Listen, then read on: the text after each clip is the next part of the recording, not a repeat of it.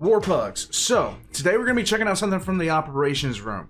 And guys, if you want to, quite literally, just my personal opinion, if you want to learn about any kind of operations that were done in Desert Storm, Operations Room has a magnificent, and I mean magnificent, series on Desert Storm itself, as well as many other large-scale operations and small-scale operations. This one in particular just happens to be part of a series on Desert Storm. This is Strike Aircraft Attack on Ar Rumaylah. Oh my god, I can't say it. Airfield at dangerously low levels. Guys, I am symbolic. I am syllable. I can't speak English. It's funny hearing me try to speak a foreign language because it gets downright comical. Guys, go check out the operations room. All of his links, including his Patreon, are in the description down below, so go check that out. We're gonna get started with this. I'll blab when I have some reason to, but guys, this is going to be very educational. I love this kind of stuff. I just do. Let's go. This is before he made that great new intro. This video is sponsored by Conflict of Nations, a free online player versus player strategy game where you can lead your nation in a modern-day global conflict. Set in the present day, research and make use of over 100 cutting-edge weapons and vehicles to fight with up to 64 real players at a time in exciting real-time. Hold on a second. I got something covered. My border is actually covering up that QR code. So if you guys want to try to play this, use the QR code because it does help him out. My God, I need to. What is that? It? No, that's not it. I'm an idiot. Where are we at? Is that it? There we go. QR code, guys. And combat. Declare war on your neighbours or forge alliances as strong as the coalition of Desert Storm. Conquer provinces, take capitals, and fight for world domination in hard-fought campaigns that can last weeks. Conflict of Nations is cross-platform, so you can compete with your friends on both PC and mobile on the same account to find out who is the ultimate general. The Operations Room fans who sign up by clicking the unique link below will receive 13,000 gold and a month of premium subscription completely free. There you go. Don't miss out, as the offer is only available for 30 days, so click the link in the description below, choose your country, and start fighting your way to victory. We'll be in the description, guys. It's the 17th of January 1991, the first day of the air war of Operation Desert Storm. At 7:30 AM, 3 RAF Tornado GR-1s of 15 Squadron take off from the main runway of the Muharraq Airfield in Bahrain. One of the original 4 has had to taxi back to the stand after reporting that their Sky Shadow electronic countermeasures pod has failed, its crew devastated at missing out on the mission ahead. All morning, RAF engineers have been I mean, at this point it was clubbing baby seals, so yeah. carefully looking over the Tornadoes, checking and rechecking the aircraft to make sure they are serviceable for operations over Iraq. Led by Squadron Leader Pablo Mason, the Tornadoes turn to the west, en route to meet with 2 air tankers in the northern desert of Saudi Arabia. 27-year-old Weapons Systems Officer, Flight Lieutenant John Nichol, aboard the second Tornado, has dreamed of flying in the RAF for his entire life, and now he and his comrades are heading into combat for the first time. He later remembered his thinking as the trio of ground attack aircraft continue towards their objective. If you ever want to watch just some general fun reactions to life events, when they assign the planes to the pilots for the Air Force, you just see some of them losing their minds and like getting, being assigned to Warthogs, F-22s, F-35s, transport planes, all that kind of stuff. My favorite guy was the guy that got assigned to the B-2 because he just looked around and was like, best ever. I wanted to prove that I could do it. It was the most important day of my life. I told myself, I will not screw up. I will not let anyone down. I will be a success. 4 hours earlier, Operation Desert Storm began with an awe-inspiring aerial campaign against Iraq. Aircraft from a massive coalition of nations took to the sky to destroy and degrade Saddam Hussein's military, which had invaded and annexed the small nation of Kuwait the previous August. The coalition spent months building up their military capacity in the Middle East, ready to eject the occupying Iraqi army from Kuwait.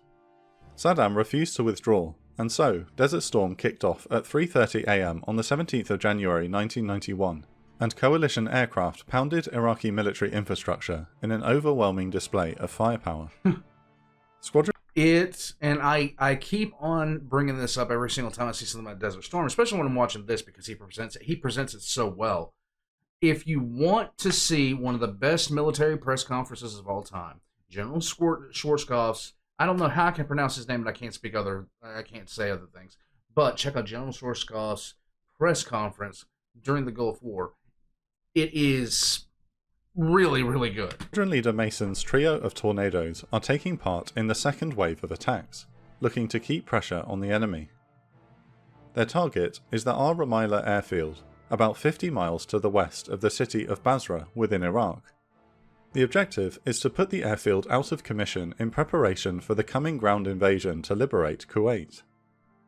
Despite the initial punch causing devastating damage to Saddam's military might, the enemy is putting up stiff resistance. Iraq has one of the world's largest and most sophisticated air defense networks, comprising over 154 surface-to-air missile sites and over 10,000 anti-aircraft guns. The first wave was met with heavy fire from these air defense systems, and although no aircraft have been lost in combat yet, every pilot who flies through Iraqi airspace is at serious risk. Nickel and his pilot, John Peters, were preparing for their mission in the Muharraq Air Base operations room, when two men from the first wave walked in talking excitedly about their experience. "You should have seen the airfield," a navigator exclaimed. "Lit up like a bloody Christmas tree. Flak everywhere. Tubes of bloody molten metal." Realising that Nickel and Peters are about to face this same threat, he quickly reassures them. "Oh, but don't worry, you'll be okay." Yeah, you're fine. Both men come away feeling You're only flying into the jaws of death. You're fine. as though they have not been told the whole truth. After the Tornadoes complete their refuel with the two Victor tankers over the North Saudi desert, they detach and drop to just 100 feet above ground level, accelerating to 480 knots. Oh my Squadron god. Leader Mason leads the Tornadoes across the Saudi border and into Iraq, taking advantage of a radar gap created by US Apache gunships earlier that morning when they destroyed an Iraqi border post. Nickel says, "That's it then, no turning back now," as they cross the border in an arrowhead formation. High above them are squadrons of US Air Force F-15 Eagles, which are flying air cover for the mass of ground attack aircraft below. Good old Eagles. The AWACS monitoring Iraqi airspace give reassuring updates to the squadrons, including the RAF pilot's favourite words, "picture clean." The enemy air forces are not rising to meet them, as the Tornadoes descend even further, first to 50 feet, and then just 30 feet above ground level. Oh my god. In the third aircraft, pilot Mark Paisley spots something on the horizon and exclaims, "What the hell is that on the nose?" His navigator, Mike Toft, squints at what looks like a black lake rapidly approaching them and says, "No idea, but it's not military," before realising that it is a massive herd of goats shepherded by Bedouin tribesmen. They're that low to the ground. Oh my god. 30 feet. That's barely standing on the roof of a 2-story house. I can't even imagine flying a jet that low to the dirt, okay? No, I don't even like being in takeoff. The three ship of Tornadoes scream over the curious sight at 30 feet off the ground, while Were they myoclonic ghosts? Because that would have been one of the funniest things you could ever film. A bunch of jets passing over a bunch of fainting ghosts that just pass out in the middle of the field. I would love to see that. Mason tries to keep his men focused. "Okay, quiet boys, let's get to work." Just to the east of Ar Rumaylah, 24 US Marine Corps FA-18 Hornets are attacking the fixed AA and SAM sites guarding the airbase. With the enemy distracted, the Tornadoes will close to within 3 miles of the target, where the aircraft will each release 8 1,000-pound bombs in what is known as loft bombing. Approaching the release point, the pilots will pull up into a climb and throw the bombs towards the airfield in a ballistic arc. Huh. The bombs will be GPS guided onto the runways and concrete shelters protecting Iraqi aircraft. With 10 seconds to go, navigator John Nichol checks and rechecks all of his instruments before confirming that they are ready to strike. All 3 Tornado pilots prepare to pop up through the anti-aircraft fire that will surely come their way. Flying in the lead, Mason is the first to reach the release point. He pitches his Tornado up sharply. The low-flying GR-1 has attracted the bulk of Iraqi AAA fire. Mason recalls, "The sky suddenly changed as though someone was pulling a dark curtain across my eyes." His 8 bombs come away from the aircraft, and deploying flares to confuse Iraqi SAM sites, they bank hard to starboard to escape the fusillade of fire. Nichol and Peters' aircraft is seconds behind, and is about to pull the same maneuver. The balls it would take to do something like this. Oh my god. Do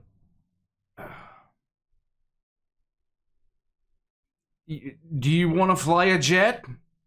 This is just flying into the teeth of absolute god-awful death, is what it looks like. And yeah, even though it's outdated, the material's outdated, the weapon system's outdated, the radars, everything like that, you're still flying into what looks like an utter apocalypse nightmare. Nichol announces, "Happy with the target, you're clear to commit." Peters responds, "Stick top live, 3, 2, 1, pull," before pulling back on the control column. As the aircraft climbs, Nichol fires off flares. Peters presses the weapons release button, but nothing happens. "I haven't got a package, I haven't got a package," he shouts back to Nichol as the Tornado rockets above 1,500 feet, perilously exposed to enemy fire. At this moment, Nichol realizes he has made a mistake. He had forgotten to press the final weapon selection switch, which is why the bombs did not drop free. Both men curse as they attempt to fix the problem. Peters banks the Tornado left to make the aircraft harder to hit, nearly inverting them in the process. Desperate to make up for his mistake, Nichol shouts, "We can't fail, let's re-attack."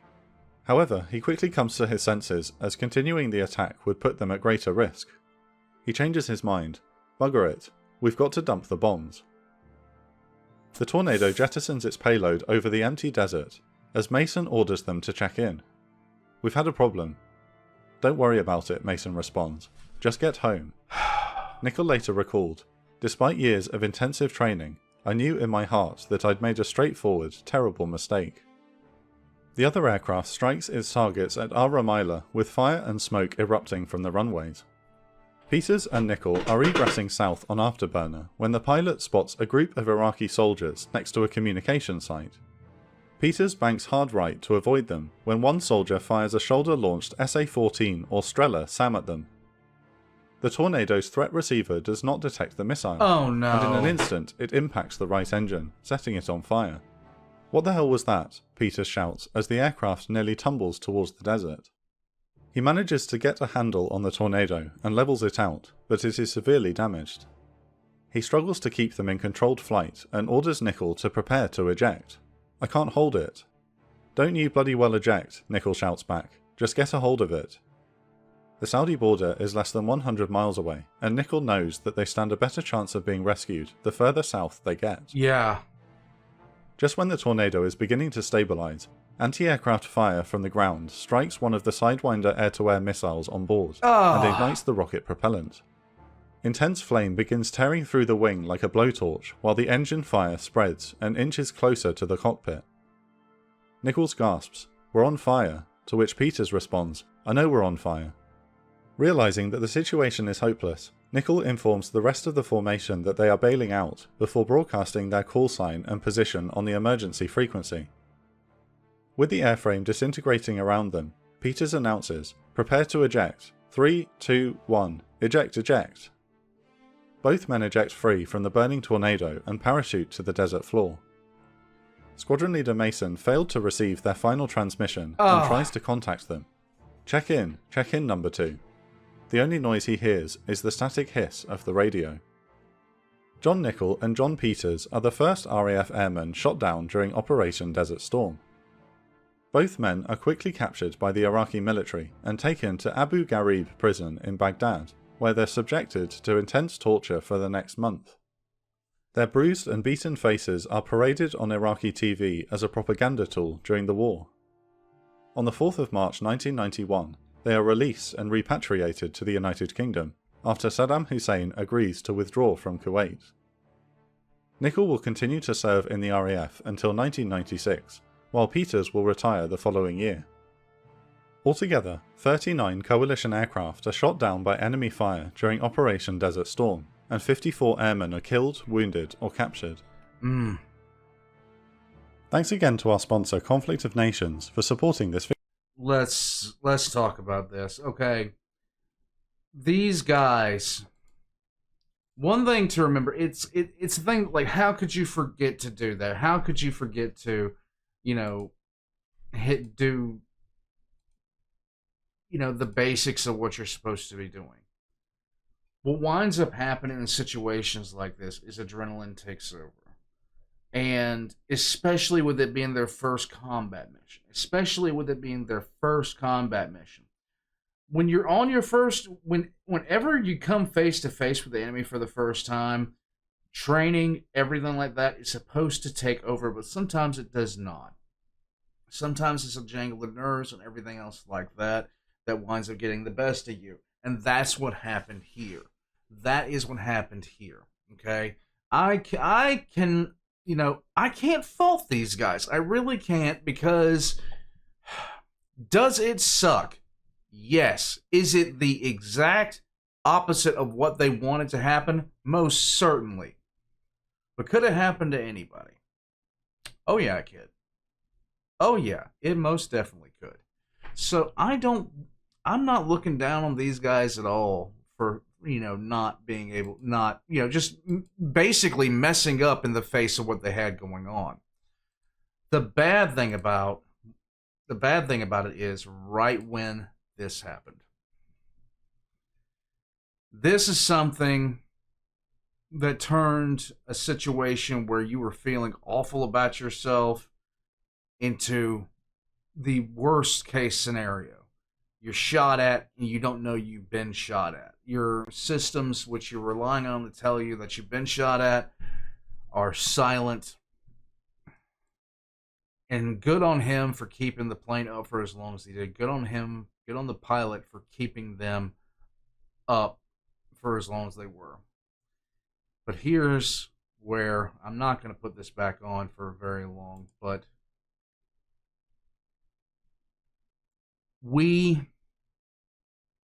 whenever you're sitting there and looking at when we have people captured and they are beat up and they are mistreated, the reason that we put those on national news is because we're going to find out who did this to these prisoners, and the people that did this to the prisoners are not going to be treated well. Doing this to prisoners of war, doing something like that to a prisoner of war is horrific. It is unconscionable. I understand that, they're pissed off because we're bombing them and everything else like that, but doing that to somebody that a combatant that has surrendered is terrible. And I can remember very clearly when the photos were released from that prison where they were mistreating the prisoners, where they were mistreating the insurgent prisoners, the Iraqi prisoners, and things like that. I was sitting there I was furious beyond belief. How dare you do that to these people? I don't care what they did. I don't care. You do not ever, under any circumstance, prove your enemy right about you. unless it's a good thing that they're saying, you know, of course. When you are contesting, like, you don't sink down to what they would do. You don't sit there and become the monster that they're convinced you are if they're convinced you're a monster. You prove yourself better than that. You do better than that. I might be rambling, but it's something I firmly believe. So when the pictures got released from that prison, I was beside myself, because I'm like, you just gave carte blanche to the next group that captures one of our own to do even worse than what they saw in those pictures, because they all saw those pictures. And you can believe they showed those pictures to everybody and said, don't surrender, this is what they'll do. And that's why you don't do that. Because we're not there to, and I hope it's never the case. When we deploy militarily, we're not there to humiliate them. We're not there to strip them of their dignity. We're not there to do that. We're there to do a job. We're not there for... I'm gonna shut up. Warpugs, operations room. I am glad that both of these guys came home. I'm so glad that both of them came home. Beyond words, guys. And I hope that they were assisted when they did get home, because being a prisoner of war is not a good experience for anyone. But what they were subjected to was worse. It was inhumane. Warpugs, leave a comment down below. Let me know what you guys think. Tell me what you guys think. I try to read every comment I get. I get a lot. I try to read every comment that I get. But definitely check out the operations room. Subscribe to the operations room. Check out Conflict of Nations if you guys want to. And if you guys really want to, head on down and check out my shop. Pick yourself up a shirt. Remember, it's the Uwu Platoon where weebs eat for free. Sounds like a cereal. Guys, I'm going to take off out of here. Join us on Patreon for early access, and I will catch you guys next time. Hats off to the RAF and Desert Storm. Later, Warpugs.